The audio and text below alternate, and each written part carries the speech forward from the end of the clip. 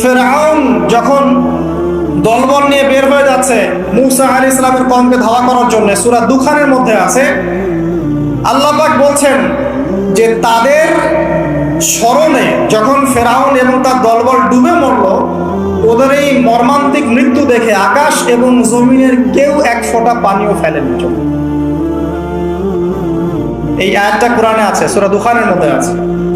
একটা সময় ছিল নমরুদের যুগ, মনে হতো সেই সবকিছু। এখন তার অস্তিত্ব আছে? কেউ তার নামও মনে রেখেছে? একটা সময় আদ জাতি ছিল, আদ জাতি। এগুলো রূপকথা নয়, এগুলো গান গল্প নয়, এগুলো সত্য ঘটনা কোরআনে আছে। এগুলো এক একটা বর্ণ সত্য, সারা পৃথিবী মিথ্যা হতে পারে, কোরআন সত্য। আদ জাতি ছিল দেহে অনেক বড় বড়, বিশাল বিশাল। তারা বলতো মান আশাদ্দু মিন্না কুওয়া, আমাদের চেয়ে শক্তিশালী আর কে আছে, এটা তারা বলতো।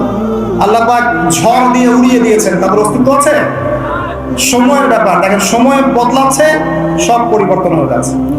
একটা ছিল সামুদ জাতি, সামুদ, এরাও ছিল অনেক বড় বড়, তাল গাছের সমান লম্বা লম্বা, পাহাড় কেটে কেটে বাড়ি নির্মাণ করতো, পাহাড় কেটে বাড়ি নির্মাণ করতো। ওদের অস্তিত্ব আছে? আল্লাহ পাক বজ্রপাত দিয়ে ধ্বংস করে দিয়েছেন। একটা জাতি ছিল সাদুম জাতি, সাদুম, এদেরকে বলা হয় কওমে লূত। আর সমকামী, হোমোসেক্সুয়াল, মানে নারী নারীতে জেনা করতো, পুরুষ পুরুষে জেনা করতো। নাউজুবিল্লাহ আমরা বলছি, কিন্তু এখন এদের সংখ্যা দিন দিন বাড়ছে সমাজে, এবং এটা কিয়ামতের একটা বড় আলামত। নবী সাল্লাল্লাহু আলাইহি ওয়াসাল্লাম বলেছেন, আমি আমার উম্মতের মধ্যে ভয় পাই কয়েকটা বিষয়। এক নাম্বার ভয় পাই, আমার উম্মত রিয়া করবে, রিয়া, লোক দেখানো আমল করবে। দুই নাম্বার ভয় পাই, আমার উম্মত মূর্তি পূজারীদের সাথে মিশে যাবে, আমার উম্মত মূর্তি পূজা করবে। নবী সাল্লাল্লাহু আলাইহি ওয়াসাল্লাম বলেছেন এই কথা, হাদিসে আছে, দেখে নিন।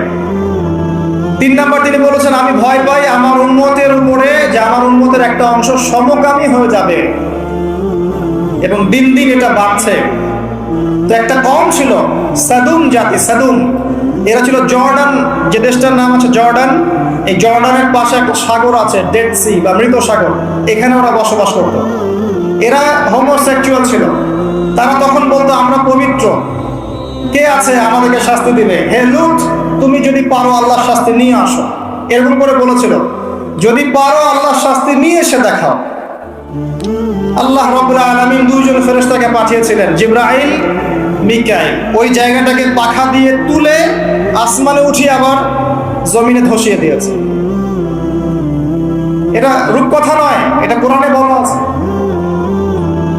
ওদের অস্তিত্ব কি এখন আছে? নাই। ওই সাগরটার অস্তিত্ব আছে, ওই সাগরে কোনো মানুষ ডোবে না, ওখানে কোনো প্রাণের অস্তিত্বই নাই। এমন ভাবে আল্লাহ পাক ধ্বংস করেছেন। আমি বলছি সব সময়ের ব্যাপার। দেখেন কওমে নূহ, নূহ আলাইহিস সালামের কওম আছে এখন? নাই। আদ, সামুদ, মাদিয়ান, শুআইব আলাইহিস সালামের কওম মানুষকে ঠকাতো, ছিনতাই করত, মাপে কম দিত, এবং মানুষকে খুব বেশি বেশি পেটাতো, মানুষকে মারতো, খুব কঠিন ভাবে মারতো। এখন কিন্তু এই সুন্নাত চলছে, মানুষকে কঠিন ভাবে মারা হয়। তো এই সুন্নাতটা শুআইব আলাইহিস সালামের কওমের, এবং সেই কওম প্রথম কওম যাকে আল্লাহ পাক পৃথিবীতে ভূমিকম্প দিয়ে ধসিয়ে দিয়েছেন। এদের অস্তিত্ব কি এখন আছে? নাই। আমি বলতে চাচ্ছি যে জুলুম, জালেম, মাজলুম এগুলো চিরস্থায়ী নয়, আপেক্ষিক বিষয়। একটা সময় যাচ্ছে, আরেকটা সময় আসবে, আবার এই সময় চলে যাবে, আরেকটা সময় আসবে, পৃথিবী এভাবে চলতেই থাকে। এর মধ্যেই পরীক্ষা, এর মধ্যেই দুনিয়ার জীবনে পরীক্ষা। আপনাকে আমাকে হকের উপর থাকতে হবে, সালাত আদায় করতে হবে, কোরআন সুন্নাহ মেনে চলতে হবে, পারিবারিক আদর্শ ঠিক করতে হবে। সবকিছু জাহিলিয়াতে ডুবে গেলেও আপনাকে ঠিক থাকতে হবে, এটাই পরীক্ষা। কিয়ামতের মাঠ আছে বলেই কোনো জালেম পার পাবে না, পার পাবে? কোনো মাজলুম এর অধিকার খর্ব হবে না। কিয়ামতের মাঠে তার অধিকার তাকে পুষিয়ে দেওয়া হবে। এই পৃথিবীটা চূড়ান্ত হিসাব নিকাশের জায়গা নয়। আমরা যারা এটা মনে করছি যে হতাশ হয়ে গেলাম, আমরা মুসলিমদের আজকে কি হয়ে গেল, আমরা এখন পৃষ্ঠপ্রদর্শন করছি আমাদের শিক্ষা ক্ষেত্রে দুর্বলতা, আমরা অর্থনৈতিক ক্ষেত্রে দুর্বল হয়ে যাচ্ছি, মুসলিমদের মধ্যে ঐক্য নাই, হ্যাঁ, আমাদেরকে ইসলামের শত্রুরা ডমিনেট করছে, সব দিকে মনে হচ্ছে যেন কোন ঠাসা মুসলিমরা, এমন মনে হচ্ছে না? কিন্তু আল্লাহর কসম করে বলছে যে এই সময়টা চিরস্থায়ী হবে। আল্লাহ পাক লিখে রেখেছেন কিভাবে প্রেক্ষাপট পরিবর্তন হবে, কার মাধ্যমে হবে, কিভাবে হবে, আল্লাহু আ'লাম, আমরা জানি না।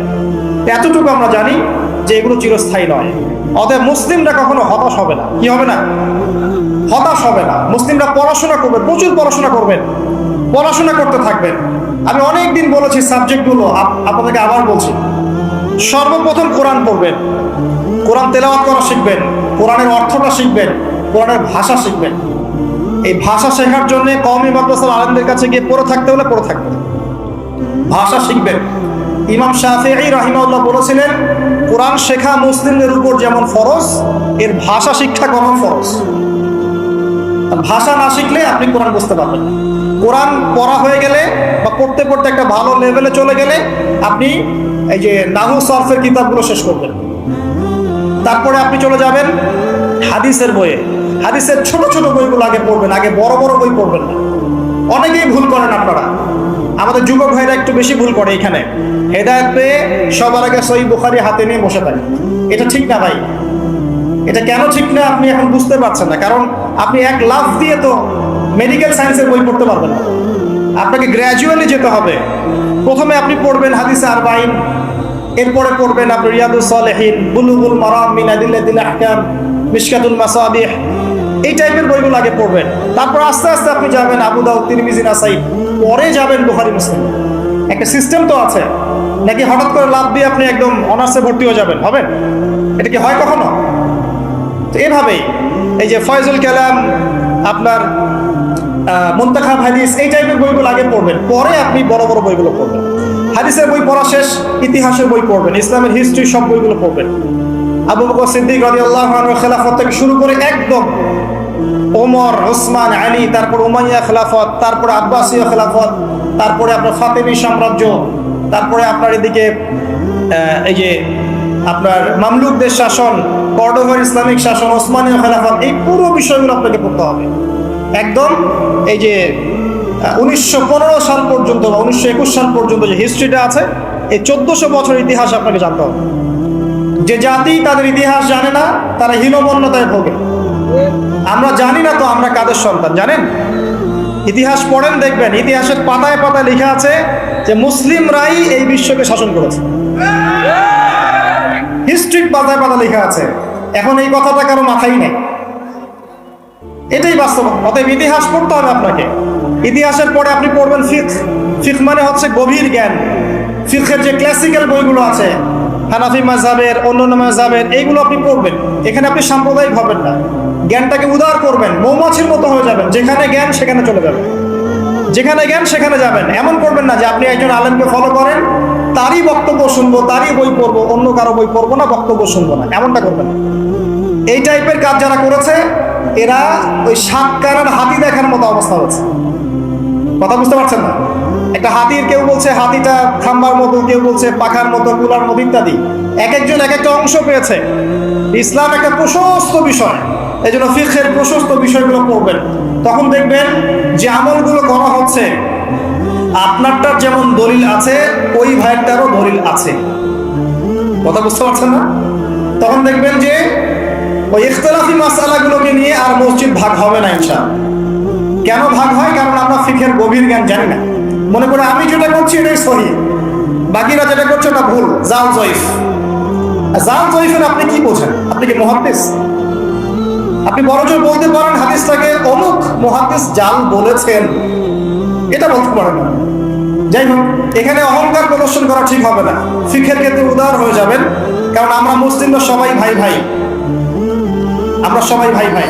আমাদের মধ্যে কিছু বিষয়ে ইখতিলাফ থাকতে পারে, এবং এটা ছিল, আছে এবং থাকবে। এর মানে এই নয় যে আমি একমাত্র জান্নাতের সার্টিফিকেট প্রাপ্ত আর তারা সবাই বাতিল ফেরকা, এমন নয় বিষয়।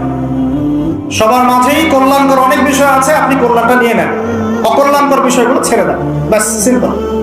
কারণ এখন মুসলিমদের ঐক্যটা অনেক বেশি দরকার। যদি মুসলিমদের ঐক্য থাকতো আজকে এই দুর্দশা হয়তো হতো না। ঐক্য নাই, কোনো বেজ নাই, সবাই তো এখন কামড় দিবে, সবাই দায়ী, অন্যকে দায়ী করার দরকার নাই তো। দোষ তো আমার, দোষ তো আপনার, আপনি আমি তো একই নাই, তো মানুষের দিকে আঙুল তোলার দরকার নাই তো। পরিস্থিতি আরো খারাপ হবে, এবং খারাপ হলে আমরা অবাক হব না।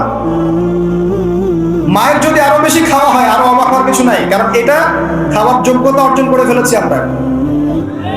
আগে নিজেদের ভুলগুলো শুধরাই, আগে নিজেদের ভুলগুলো শুধরাই, তারপরে দেখবেন ইনশাআল্লাহ তাআলা আল্লাহ পাক কবুল করলে আল্লাহ পাক এমন জায়গায় মুসলিমদেরকে নিয়ে যাবেন যখন তাদের দিকে কেউ আঙ্গুল তুলতে পারবে না ইনশাআল্লাহ। কিন্তু নিজের ঘরগুলো আগে ঠিক করেন, ইমান ঠিক করেন, আকীদা ঠিক করেন, আমল ঠিক করেন, পরিবার ঠিক করেন, রিজিক ঠিক করেন, ইউনিটি ঠিক করেন, দেখবেন আস্তে আস্তে আস্তে মুসলিমরা এগিয়ে যাবে ইনশাআল্লাহ। একবারে কোনো কিছু হয় না, কখনো রাতারাতি কোনো কিছু পরিবর্তন হয় না। আমার কথায় কষ্ট পাচ্ছেন? আমি একটু প্র্যাকটিক্যাল কথা বলি আর কি। এটাই প্র্যাকটিক্যাল বিষয় আমার কাছে মনে হয়, যে প্রথমত আমাদের মধ্যে ত্রুটি আছে, আমাদের মধ্যে ল্যাকিংস আছে, আমাদের মধ্যে ত্রুটি আছে, দোষ আছে, এগুলোকে আমাদেরকে সলভ করতে হবে, তারপরে আমরা সামনে আগাতে পারবো।